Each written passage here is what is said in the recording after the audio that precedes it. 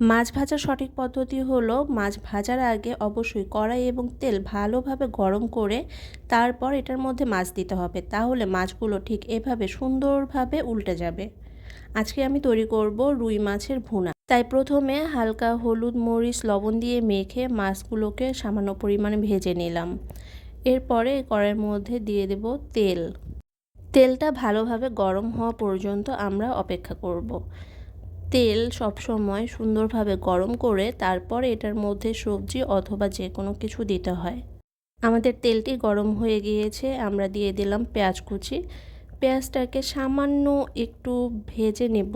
আমরা এটাকে কিন্তু ব্রাউন করছি না, আমি জাস্ট পেঁয়াজটাকে দিয়ে সামান্য একটু তেলের সাথে মাখিয়ে নিয়ে এর মধ্যে দিয়ে দেব আদা রসুন পেঁয়াজ বাটা। আদা রসুন পেঁয়াজ বাটা দেওয়ার পর এটিকে আরেকটু ভালো করে ভেজে নেব। আমরা কিন্তু এটাকে গোল্ডেন ব্রাউন করব না বেরেস্তার মতো, বরং ব্রাউন হওয়ার আগেই এর মধ্যে দিয়ে দেব লবণ, কাঁচা মরিচ, হলুদ, মরিচ, জিরে গুঁড়ো। এরপরে মশলাটাকে সামান্য কিছুক্ষণ পেঁয়াজের সাথে গুঁড়িয়ে নিয়ে পানি দিয়ে কষিয়ে নেব। মাছ রান্না করার সময় অবশ্যই কষানোটা অ্যাভয়েড করা যাবে না। কষানোটা যত সুন্দরভাবে হবে আপনার মাছ রান্নাটা ঠিক ততটাই সুন্দর হবে।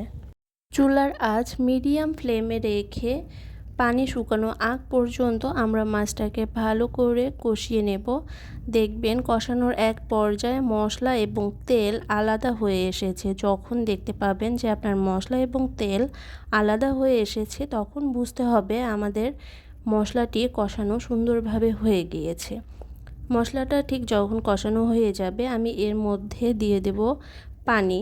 আমরা যে পরিমাণে ঝোল রাখতে চাই ঠিক সেই পরিমাণ অনুযায়ী একটু বেশি পানি দিয়ে দেব। এই পর্যায়ে আমরা চুলার ফ্লেমটি মিডিয়াম থেকে হাই স্পিডে দিয়ে দেব। এতে করে দ্রুত আমাদের পানিটি বলক চলে আসবে। পানি বলক আসা পর্যন্ত আমরা অপেক্ষা করব। কারেন্ট চলে যাওয়ার কারণে লাইটটি অফ হয়ে গিয়েছিল। এরপরে ফ্ল্যাশ লাইট দিয়ে আমি ভিডিও করেছি, তাই কালারটা একটু চেঞ্জ দেখা যাচ্ছে।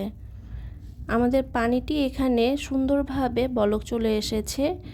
দেখতেই পাচ্ছেন পানিটা চারিদিক থেকে সুন্দরভাবে ফুটে উঠেছে। এরপরে আমরা এই পর্যায়ে দিয়ে দেব মাছটি দেওয়ার পরে আমরা ঠিক 1 মিনিট পর্যন্ত হাই স্পিডে মাছটি সেদ্ধ হতে দেব।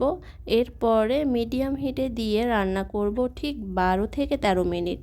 এই 12-13 মিনিটে আমাদের মাছটি সুন্দরভাবে রান্না হয়ে যাবে এবং ঝোলটিও সামান্য কমে ঠিক আমাদের যতটুকু পরিমাণ ঝোল দরকার সেই পর্যায়ে চলে আসবে। আমি আমার চ্যানেলে আমার প্রতিদিনের ঘর